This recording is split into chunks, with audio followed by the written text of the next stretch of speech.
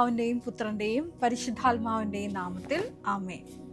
പരിശുദ്ധ ദൈവമാതാവിൻ്റെ കരം പിടിച്ച് ദൈവപിതാവിനെ മുഖാഭിമുഖം കാണുവാൻ ഈ ഭൂമിയിലായിരുന്നു കൊണ്ട് മരിയൻ ഉടമ്പടി എടുത്തുകൊണ്ട് കൂടുതൽ വിശ്വസ്തയോടെ തീക്ഷ്ണതയോടെ മരിയൻ ഉടമ്പടി നിബന്ധനകൾ പാലിച്ച് മുന്നേറാൻ ഉതകുന്ന ലിവിങ് ഓറക്കിൾസ് ജീവവചസ്സുകൾ എന്ന വലിയ ശുശ്രൂഷയുടെ 32ാമത്തെ എപ്പിസോഡിലേക്ക് എല്ലാവരെയും ദൈവനാമത്തിൽ സ്വാഗതം ചെയ്യുന്നു.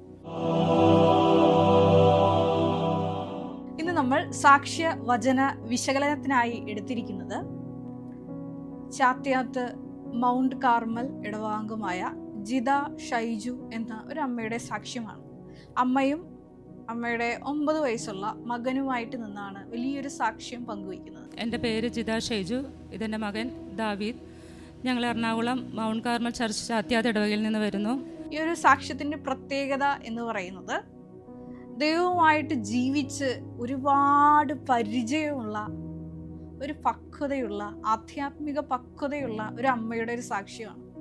ആ അമ്മ സാക്ഷ്യത്തിൽ അത് പറയുന്നുണ്ട്. 9 വർഷത്തോളം ഈശോയുടെ അടുത്ത് പ്രാർത്ഥിച്ച് ചോദിച്ച് വാങ്ങിയ മകനാണ് എൻ്റെ അടുത്ത് നിൽക്കുന്നത്.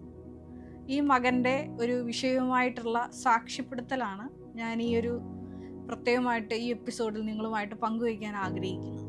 പ്രകാരം ഈ 9 വർഷം പ്രാർത്ഥിച്ച് വാങ്ങിച്ച ഈ മകന് വലിയൊരു അസുഖം വരികയാണ്. ഇന്ന് ഞാൻ എൻ്റെ മോന് വേണ്ടി ഒരു സാക്ഷ്യം പറയാനാണ് വന്നിരിക്കുന്നത്. ഇവന് ജനുവരിയിൽ ഒരു പനി വന്നു. ആ പനി കുറച്ച് കടുത്ത പനിയായിരുന്നു, ബ്ലഡിൽ ഇൻഫെക്ഷൻ ആയിട്ടുള്ള ഒരു പനിയായിരുന്നു. അപ്പോൾ ഒരു 3-4 ദിവസം ഹോസ്പിറ്റലൈസ്ഡായി. അപ്പോൾ ആ സമയത്ത് കണ്ണിന് ഇവന് ചെറിയൊരു ഇൻഫെക്ഷൻ പോലെ ഒരു റെഡ്നെസ് വന്നു. അപ്പോൾ ഡോക്ടർ പറഞ്ഞത് പനിയുടെ ഒരു കാഠിന്യം കൊണ്ട് വന്നതാണ്, ഒരു ഐ ഡ്രോപ്സ് ഇട്ടാൽ മതി എന്ന് പറഞ്ഞു. ആദ്യം ഒരു പനിയിലാണ് തുടങ്ങിയത്. ജനുവരി മാസത്തിൽ ഈ പനി തുടങ്ങി. പിന്നെ അത് കണ്ണിൻ്റെ ഇൻഫെക്ഷനായിട്ട് മാറി. കണ്ണിൻ്റെ കൃഷ്ണമണിയെയാണ് ഈ മകൻ്റെ ബാധിച്ചിരിക്കുന്നത്. പിന്നീട് ഈ ഇൻഫെക്ഷൻ സ്റ്റീറോയിഡൊക്കെ എടുത്തു. പിന്നെ കഴുത്തിൽ മുഴയായി അത് രൂപാന്തരപ്പെടുന്നു. അങ്ങനെ ഒത്തിരിയേറെ ശാരീരിക അവശതകളിലൂടെ ഈ മകൻ ഇങ്ങനെ കടന്നു പോകുന്നു. അപ്പോൾ ഈ സമയത്തൊക്കെ ഈ മകൻ ഒരു ആധ്യാത്മിക പക്വതയുള്ള ഒരു അമ്മയുടെ മകൻ എന്ന നിലയിൽ വളരെ അവധാനതയോട് കൂടിയിട്ടാണ് ഈ ഒരു വിഷയത്തെ ഇവനും അഭിമുഖീകരിക്കുന്നത്. കാരണം ഇവൻ തന്നെ അതിനുള്ള റെമഡിയൊക്കെ കണ്ടുപിടിക്കുന്നതായിട്ട് സാക്ഷ്യത്തിൽ പറയുന്നുണ്ട്. ഇങ്ങനെ കൺപീള കെട്ടി ഈ കൃഷ്ണമണിയിൽ വരുമ്പോൾ ഇവൻ തന്നെ കൂട്ടത്തിലായിരിക്കുന്ന സമയത്ത് പോയി ഇങ്ങനെ കണ്ണാടി നോക്കി ഇതൊക്കെ എടുത്ത് കളയും, ക്ലീൻ ചെയ്യും എന്നൊക്കെ അമ്മ സാക്ഷ്യത്തിൽ പറയുന്നുണ്ട്. പക്ഷേ ഈ ജീവിത ദുരിതം ഇങ്ങനെ നീണ്ട് വന്നപ്പോൾ ഈ അമ്മ ചെയ്ത കുറേ വിശ്വാസ നടപടികളുണ്ട്. അതാണ് ഇന്നത്തെ ഒരു സാക്ഷ്യ വചന വിശകലനത്തിനായി ഞാൻ എടുക്കുന്നത്. 2022 ഈ അമ്മ ഉടമ്പടി എടുത്ത് പ്രാർത്ഥിക്കുന്നു. ഇപ്പോൾ ഓൾറെഡി ഉടമ്പടിയിലായിരിക്കുന്ന ഒരു കുടുംബമാണ്. ഞാൻ ആദ്യമായി ഉടമ്പടി എടുത്തത് 2022 മാർച്ച് 20-ാം തീയതിയാണ്. ഇതെൻ്റെ 10ാമത്തെ ഉടമ്പടി പുതുക്കലാണ്. എൻ്റെ അൾത്താരയിലെ 2ാമത്തെ സാക്ഷ്യമാണ്. ഈ ഒരു പ്രതിസന്ധി ഘട്ടത്തിൽ ഈ ഒരു മകൻ്റെ അസുഖവുമായിട്ട് ബന്ധപ്പെട്ട് ഒരുപാട് ക്രൈസിസിലൂടെയാണ് ഈ കുടുംബം കടന്നു പോകുന്നത്. കാരണം സ്കൂളിൽ പോകുന്ന ഒരു കുഞ്ഞാണ്, 4ാം ക്ലാസ്സിൽ പഠിക്കുന്ന ഒരു കുഞ്ഞാണ്. അപ്പോൾ ഈ മകന് സ്കൂളിൽ പോകുമ്പോഴൊക്കെ ഇതിൻ്റെതായ ബുദ്ധിമുട്ടുകളുണ്ട്. കാരണം കണ്ണിന് ഇൻഫെക്ഷൻ ഉണ്ട്, തൊണ്ടയിൽ മുഴയുണ്ട്. അങ്ങനെ ബഹുമാനപ്പെട്ട VP ജോസഫ് അച്ഛൻ്റെ അടുത്ത് പ്രാർത്ഥന കൈവയ്പ്പ് ശുശ്രൂഷ സ്വീകരിക്കുന്നു. ഒപ്പം തന്നെ കുറേ നാളത്തേക്ക് മെഡിസിൻ എടുക്കുന്നു. അതിലൊന്നും ഈ മകന് പ്രത്യേകിച്ച് കാര്യമായിട്ടുള്ള അടയാളങ്ങളൊന്നും ഉണ്ടായില്ല. എങ്കിലും ഈ ബഹുമാനപ്പെട്ട VP ജോസഫ് അച്ഛൻ്റെ കൈവയ്പ്പ് ശുശ്രൂഷയിൽ കിട്ടിയ ആ ഒരു വലിയ കർത്താവിൻ്റെ കരത്തിൻ്റെ ആ ഒരു ബലം, അതിൻ്റെ ആ ഒരു കൈവയ്പ്പ് ശുശ്രൂഷയിൽ വിശ്വസിച്ചുകൊണ്ട് ദൈവത്തിന് ഏത് സമയവും അത്ഭുതങ്ങളും അടയാളങ്ങളും എൻ്റെ ജീവിതത്തിൽ പ്രവർത്തിക്കാൻ കഴിയും എന്നുള്ള ഒരു വിശ്വാസത്തോടു കൂടി അപ്പോസ്തല പ്രവർത്തനങ്ങൾ 4:30 തിരുവചനം അനുസരിച്ചുകൊണ്ട് അങ്ങേ പരിശുദ്ധദാസനായ യേശുവിൻ്റെ നാമത്തിൽ അത്ഭുതങ്ങളും അടയാളങ്ങളും പ്രവർത്തിക്കുന്നതിനായി അവിടുത്തെ കരം നീട്ടണമേ എന്നൊരു വലിയ പ്രാർത്ഥന അപ്പോസ്തല പ്രവർത്തനങ്ങൾ 4:30 ആ ഒരു പ്രാർത്ഥന ഉരുവിട്ടുകൊണ്ട് ഈ അമ്മ തൻ്റെ വിശ്വാസയാത്ര തുടരുകയാണ്. എല്ലാ ദിവസവും തന്നെ ഈ അമ്മ ഈ മകൻ്റെ തലയിൽ കൈവച്ച് ഈ ഒരു പ്രാർത്ഥന തുടരുകയാണ്. മരുന്ന് നിർത്തി കുറേ നാൾ കഴിഞ്ഞിട്ടും പ്രത്യേകിച്ച് പ്രകടമായ വ്യത്യാസങ്ങളില്ലാതിരുന്നപ്പോഴും അമ്മ തൻ്റെ പ്രത്യാശ കൈവിടാതെ ഈ ഒരു പ്രാർത്ഥന തുടർന്നു. ഇതിനിടയിൽ ഈ അമ്മയ്ക്ക് വലിയൊരു വചനം കിട്ടുന്നുണ്ട്. ദൈവപിതാവിൻ്റെ ഈ ഒരു രോഗത്തെക്കുറിച്ചുള്ള കർത്താവിൻ്റെ ഹിതം എന്താണെന്നുള്ള വെളിപ്പെടുത്തി കിട്ടുന്ന വലിയൊരു വചനം. അത് യോഹന്നാൻ 11:4 തിരുവചനമാണ്. ഈ രോഗം മരണത്തിൽ കലാശിക്കാനുള്ളതല്ല, പ്രത്യുത ദൈവമഹത്വത്തിനും ദൈവപുത്രൻ മഹത്വപ്പെടുന്നതിന് വേണ്ടിയിട്ടാണ്. അപ്പോൾ ഈ ഒരു സന്ദേശം ഈ അമ്മയ്ക്ക് കിട്ടിയിട്ടുണ്ട്. കാരണം ദൈവമഹത്വത്തിൻ്റെ വലിയൊരു അടയാളമായിട്ടാണ് ഈ ഒരു രോഗം ഇവരുടെ ജീവിതത്തിൽ, ഈ മകൻ്റെ രോഗം കടന്നു വന്നിരിക്കുന്നത്. അങ്ങനെ പ്രാർത്ഥനയിൽ തന്നെ മുന്നേറിയപ്പോൾ, മരുന്നുകൾ നിർത്തിയ സമയത്ത് കർത്താവിൻ്റെ ശക്തി പ്രവർത്തിച്ച് പൂർണ്ണമായിട്ട് ഈ മകന്, സർജറിയൊക്കെ പറഞ്ഞിരുന്ന മകനാണ്, കണ്ണിൻ്റെ ഇൻഫെക്ഷനും ഒപ്പം തന്നെ മുഴകളെല്ലാം അപ്രത്യക്ഷമാവുകയാണ്. വലിയൊരു സാക്ഷ്യമാണ്. എനിക്കിവിടെ വന്ന് സാക്ഷ്യം പറയാൻ പറ്റുള്ളൂ. അതിനോട് എന്നെ സഹായിക്കണമെന്ന് പറഞ്ഞ് ധ്യാനം കൂടുമ്പോഴും ഡെയിലി ബ്രെഡിലൊക്കെ ഞാൻ സാക്ഷി. അപ്പോൾ ആ സമയത്ത് ഡെയിലി ബ്രെഡിൽ വേറൊരു കൊച്ചിന് ഇതുപോലെ FNAC ടെസ്റ്റിൻ്റെ ഒരു കമൻറ്റ് കണ്ടപ്പോൾ ഞാൻ ആ കൊച്ചിനും കൂടെ വേണ്ടി പ്രാർത്ഥിക്കുമായിരുന്നു. അങ്ങനെ ഇപ്പം അത് കംപ്ലീറ്റ് ആയിട്ട് മാറിയിട്ടുണ്ട്. ഞാനപ്പോൾ എൻ്റെ ഒരു സാക്ഷ്യം പറയുമ്പോൾ നമുക്ക് ഡോക്ടറുടെ ഇത് വേണം. അപ്പോൾ ഞാൻ ഡോക്ടറുടെ അടുത്ത് കൊണ്ടുപോയി, 2 പേരുടെ അടുത്ത് കൊണ്ടുപോയി ഞാൻ ഈ കാര്യം പറഞ്ഞിട്ടുണ്ടായിരുന്നു. ഇതേപോലെ വന്ന് ഇത്ര ആൻറ്റിബയോട്ടിക്കൊക്കെ കഴിച്ചതാണ്. അപ്പോൾ 2 പേരും നോക്കിയിട്ട് പറഞ്ഞു ഇപ്പോൾ കുഴപ്പമൊന്നുമില്ല, ഒരു പ്രശ്നവും ഇല്ല എന്ന് പറഞ്ഞു. അതിനും പൂർണ്ണമായിട്ട്. അപ്പോൾ ഞാൻ ഓർത്ത് ആ മരുന്ന് കഴിക്കുന്ന സമയത്ത് ഞാൻ തൈലം ഇടുന്നുണ്ട്. അന്നത് മാറിയാൽ അത് മരുന്ന് എന്നുള്ളൊരു ഇതും കൂടെ അതിൻ്റെ അകത്തുണ്ട്. മരുന്ന് കൊണ്ട് മാറിയെന്ന് വരും. ഇത് മരുന്നില്ലാണ്ട് തൈലം മാത്രം ഉപയോഗിച്ച് ദൈവത്തിൻ്റെ അനുഗ്രഹം കൊണ്ട്, അമ്മയുടെ ഇടപെടൽ കൊണ്ട് മാത്രം എൻ്റെ കുഞ്ഞിന് സൗഖ്യം കിട്ടിയാന്നുള്ളൊരു സാക്ഷ്യത്തിന് വേണ്ടിയിട്ടാണ് ഇത് വന്നത്. അപ്പോൾ ഞാൻ ഇവനെ പ്രാർത്ഥിക്കുന്ന സമയത്ത് ബൈബിൾ വായിക്കുമ്പം എനിക്ക് 2 വചനങ്ങൾ കിട്ടി. ഒരു വചനം, ഇത് ഈ രോഗം മരണത്തിൽ അവസാനിക്കാനുള്ളതല്ല, പ്രത്യേക ദൈവത്തിൻ്റെ മഹത്വം ദർശിക്കാൻ വേണ്ടി. അതെനിക്ക് ഭയങ്കര ഒരു ആശ്വാസമായിരുന്നു. അപ്പോൾ ആ ഒരു വചനവും ഞാൻ ഏറ്റുപറഞ്ഞ് പ്രാർത്ഥിക്കും. പിന്നെ തൻ്റെ പരിശുദ്ധ ദാസനായ യേശുവിൻ്റെ നാമത്തിൽ രോഗശാന്തിയും അത്ഭുതങ്ങളും അടയാളങ്ങളും സംഭവിക്കാൻ അവിടുത്തെ കൈകൾ ഉയർത്തണമേ എന്നുള്ളൊരു വചനം, അതിവൻ്റെ തലയിൽ കൈവച്ച് ഞാൻ പ്രാർത്ഥിക്കുമായിരുന്നു. അങ്ങനെ ആ 2 ഇതിൽ നിന്നും പൂർണ്ണമായിട്ടും സൗഖ്യം കിട്ടി. ഇപ്പോൾ ഒരു കുഴപ്പമില്ല. അതാണ് എൻ്റെ ഏറ്റവും വലിയ ഒരു സാക്ഷ്യം. അതാണ് ഈ സാക്ഷ്യം കേട്ടപ്പോൾ ഒത്തിരിയേറെ വചനങ്ങൾ എൻ്റെ മനസ്സിലോട്ട് ഓടി വന്നു. അതിൽ ഒരു വചനം എന്നുള്ളത് യോഹന്നാൻ്റെ സുവിശേഷം 9-ാം അധ്യായത്തിൽ അന്ധനായ വ്യക്തിയെ കാണുമ്പോൾ ശിഷ്യന്മാർ ഈശോയോട് ചോദിക്കുന്നുണ്ട്. വലിയൊരു ചോദ്യമാണ്. ഈ വ്യക്തി അന്ധനായി ജനിച്ചത് ആരുടെ പാപം നിമിത്തമാണ്? ഇവൻ്റെ പാപം നിമിത്തമാണോ അതോ ഇവൻ്റെ മാതാപിതാക്കൾ ചെയ്ത പാപത്തിൻ്റെ ഫലമാണോ എന്ന് ഒരു ചോദ്യം. അപ്പോൾ ഈശോ അതിനൊരു മറുപടി പറയുന്നുണ്ട്. വിശുദ്ധ യോഹന്നാൻ്റെ സുവിശേഷം 9-ാം അധ്യായം 3-ാം തിരുവചനമാണ്. യേശു മറുപടി പറഞ്ഞു, ഇവൻ്റെയോ ഇവൻ്റെ മാതാപിതാക്കന്മാരുടെയോ പാപം നിമിത്തമല്ല, പ്രത്യുത ദൈവത്തിൻ്റെ പ്രവൃത്തികൾ ഇവനിൽ പ്രകടമാകേണ്ടതിനാണ്. നമ്മുടെ ജീവിതത്തിലൊക്കെ ഓരോരോ സഹന സാഹചര്യങ്ങളൊക്കെ വരുമ്പോൾ മനസ്സിൽ കോറിയിടേണ്ട ഒരു വചനമാണ്. അതായത് ഈ ഒരു പ്രത്യേക സഹനത്തിലൂടെ വലിയ ദൈവമഹത്വം കൈവരാനിരിക്കുന്നു. അതായത് ദൈവത്തിൻ്റെ പ്രവൃത്തി, ദൈവത്തിൻ്റെ ശക്തി ആ ഒരു പ്രത്യേക വിഷയത്തിന്മേലുണ്ടായി നമ്മളെ സാക്ഷികളാക്കി ഉയർത്താൻ വേണ്ടിയിട്ടാണ് പ്രത്യേകമായിട്ട് ബലഹീനമാക്കപ്പെടുന്ന ജീവിത സാഹചര്യങ്ങൾ ഉടമ്പടിയിലിരിക്കെ തന്നെ നമ്മുടെ ജീവിതത്തിൽ ഉണ്ടാകുന്നത്. അത് നമ്മളെ മഹത്വത്തിലേക്ക് ഉയർത്താനുള്ള ദൈവപിതാവിൻ്റെ വലിയൊരു സ്നേഹ പദ്ധതിയാണ്. കഴിഞ്ഞ ദിവസങ്ങളിൽ വലിയൊരു ദൈവാനുഭവം എനിക്കുണ്ടായി. കഴിഞ്ഞ തിങ്കളാഴ്ച, അതായത് ഞാൻ എൻ്റെ ആലുവ പഠനത്തിലായിരിക്കുന്ന സ്ഥലത്ത് കോൺവെൻറ്റിൽ കിടന്നുറങ്ങി എഴുന്നേറ്റപ്പോൾ ഒരു ലാറ്റിൻ വാക്ക് എൻ്റെ മനസ്സിലോട്ട് ഓടി വന്നു. ഇത് ഞാൻ രാവിലെ അലാം കേട്ട് എഴുന്നേൽക്കുമ്പോൾ ഞാൻ വലിയൊരു അഭിഷേകത്തിലായിരുന്നു.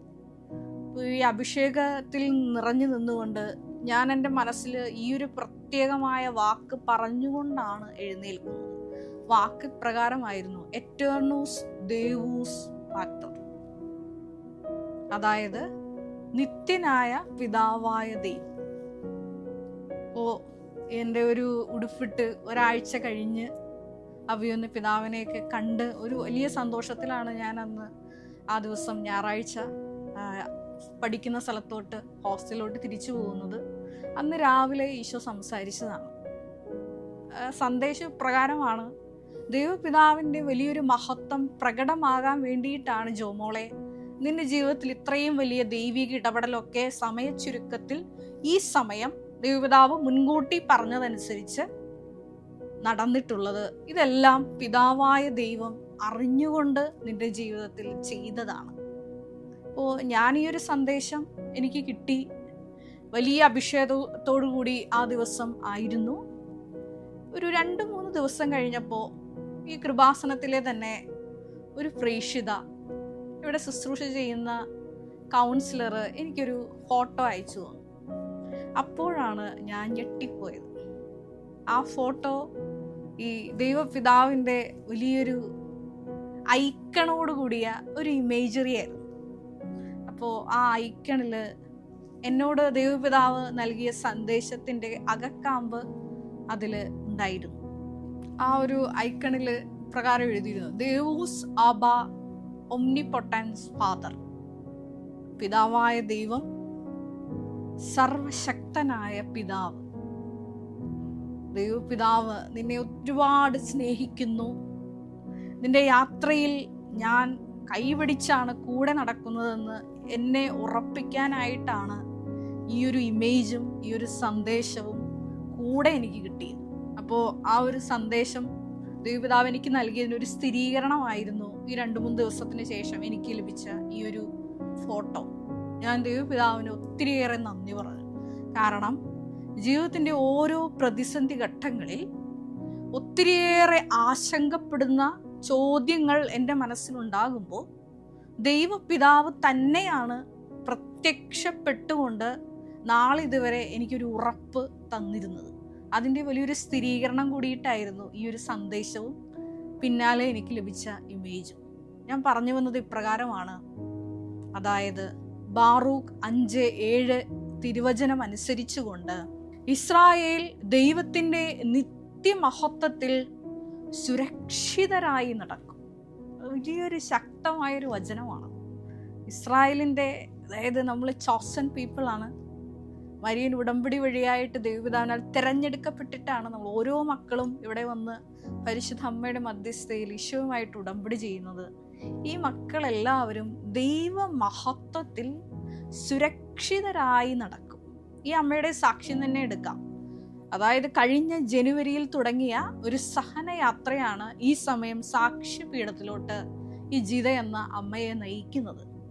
ഈ ഒരു സാക്ഷ്യപീഠത്തിലോട്ട് ഈ അമ്മയെ നയിക്കുമ്പോൾ ഈ അമ്മയുടെ ആ ഒരു വിശുദ്ധിയും ചെയ്ത കാരുണ്യ പ്രേക്ഷിത പ്രവർത്തനങ്ങളും നമുക്ക് മുമ്പിൽ ഒരു വെല്ലുവിളി ഉയർത്തുന്നുണ്ട്.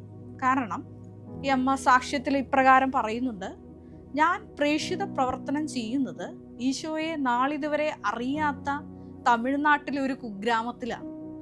ആരാലും അറിയപ്പെടാതെ, ഈശോയെ അറിയാതെ, പരിശുദ്ധ അമ്മയുടെ ഈ വലിയ ഇടപെടലിനെ പറ്റിയൊന്നും അറിയാതെ ജീവിക്കുന്ന തമിഴ്നാട്ടിലെ ഒരു സ്ഥലത്തേക്കാണ് എല്ലാ മാസവും 5 കെട്ട് തമിഴ് പത്രവും 5 കെട്ട് ഇംഗ്ലീഷ് പത്രവും ഞാൻ പ്രേക്ഷിത പ്രവർത്തനത്തിനായി ഇവിടെ നിന്ന് കൊടുക്കുന്നത്. വലിയൊരു ദൈവത്തിൻ്റെ രാജ്യപ്രവർത്തനമാണ് ഈ അമ്മ ചെയ്യുന്നത്. പിന്നീട് 155ഓളം പേർക്ക് കാരുണ്യ പ്രവൃത്തിയുടെ ഭാഗമായിട്ട് എല്ലാ മാസവും തന്നെ ഭക്ഷണം കൊടുക്കുന്ന കാര്യം പറയുന്നുണ്ട്. ഒത്തിരിയേറെ കാരുണ്യ പ്രവൃത്തികൾ ആവശ്യക്കാർക്ക് അല്ലാതെ ചെയ്യുന്നത് ഈ അമ്മ പറയുന്നുണ്ട്. കൂടെ ഒരു കാര്യവും കൂടി പറയുന്നുണ്ട്, എന്നെ എല്ലാവരും അമ്മയുടെ സ്വന്തം മകളായിട്ടാണ് കാണുന്നത്.